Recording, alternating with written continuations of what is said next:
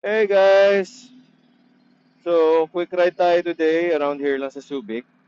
And habang nagka-quick ride tayo, kukwento ko na sa inyo kung kamusta tong Sena.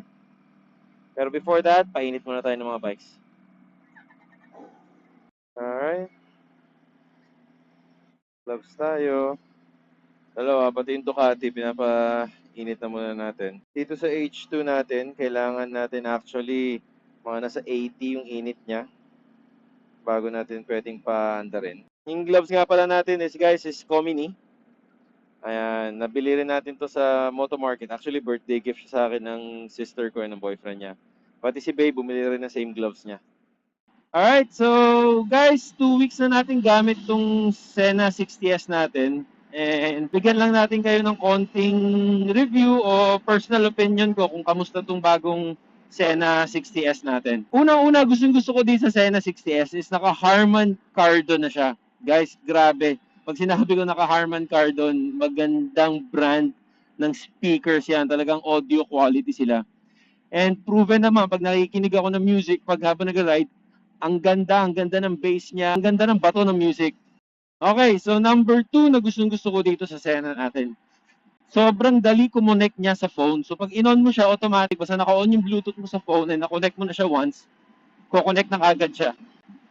Pangatlo, sobrang daling i-connect ng mesh system niya. So basta in-on mo siya, kahit hindi mo pa siya nako-connect sa phone or connect sa Bluetooth, pindutin mo lang yung mesh niya. Sabi na siya ng your mesh intercom is now on, ko-connect na agad siya. So pag kami ni Bay nag-ride, automatic pagka-suit namin ng helmet, pagka-on namin ng Senas namin, pindot na lang agad kami. Then automatic, naka-connect na kami via mesh. So next na gusto kong feature dito sa Sena natin. So meron siyang Sena app. So everything na gusto mong gawin sa Sena mo is kayang-kaya mo na gawin sa app. So pag hawak mo na yung phone mo before ka umandar, pwede mo na ayusin lahat ng settings doon, pwede mo na connect ng mesh din doon, pwede ka connect ng Bluetooth na doon. So everything sobrang dali niyang gawin.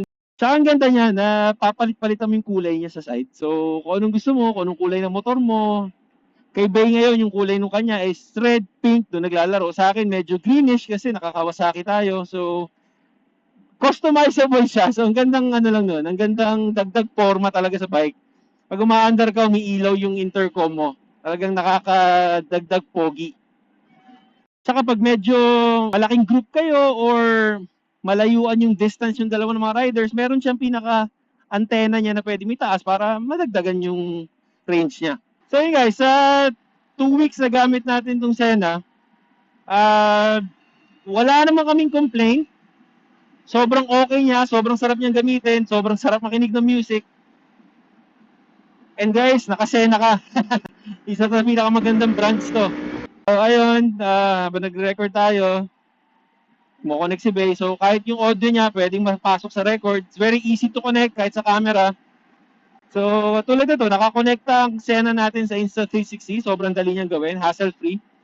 So pag in-off ko yung Insta360 or nag-stop record ako, pwede akong kumonek ulit sa comms ni Bay or pwede kong i-connect si Bay sa microphone natin dito. So kahit yung mga chismisan namin or daldalan namin, pwede yung marinig habang nag-ride. Pwede yung ma-record.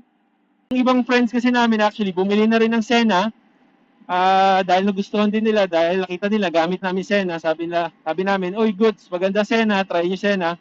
So ayun, kaya pa nag-rides kami ngayon, sobrang dali. Pag suit mo ng helmet, isang pindot, lahat kami connected.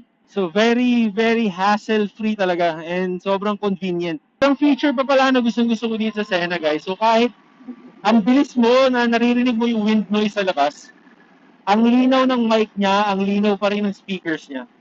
So, ewan ko, tingin ko dahil siguro sa Harman Kardon, hindi lahat ng Sena naka-Harman Kardon, pero maganda pa rin ang speaker sila.